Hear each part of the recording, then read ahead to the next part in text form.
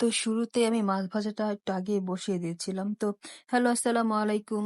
Rouhani villain page থেকে আমি Rouhani বলছি। তো আজকে আমি রান্না করতেছি সিমের বিচ্ছি দিয়ে মাগুর মাছ অ্যান্ড বাংলাদেশের জাতীয় মাছ। তো এটা হচ্ছে গত বছরের সিমের বিচ্ছি আমি প্রসেসিং করে ডিপে রেখে দিছিলাম। গত বছর তো আজকে এই বছর খাইতেছি। পেঁয়াজ ভাজা আমি বসায় দিছি। তো এরকম কে কে আছো যে ফ্রিজের মধ্যে প্রত্যেক বছরের জিনিস রাইখা আরেক বছরে খাও? আমি প্রত্যেক শীতেই রাখি, আর রাখি বলে খাইতে পারি। এখন পর্যন্ত সিমের বিচি এরকম বের হয় না, বাট আমি খাইতেছি।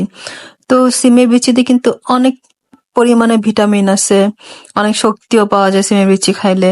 সেটা মেয়ে হোক বা ছেলে হোক, আর যারা বেবি কনসিভ করে তাদের জন্য তো অনেক অনেক ভালো।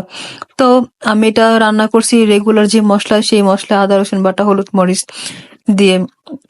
তো প্রায় হয়ে আসছে, ভাজা ভাজা হয়ে গেছে। এটা আমি একটু সিদ্ধ করে পরে আর কি রাখছি, মানে একটা বলক দিছি, বেশি বলক দিন। আর এটা হচ্ছে শাক বাটা দিয়ে দিলাম।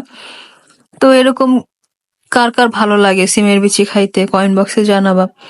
তো আমার ভিডিও যদি তোমাদের ভালো লাগে লাইক কমেন্ট শেয়ার করবা, ভালো না লাগলে স্কিপ করবা। সবার যে ভালো লাগবে এমন কোনো কথা নেই।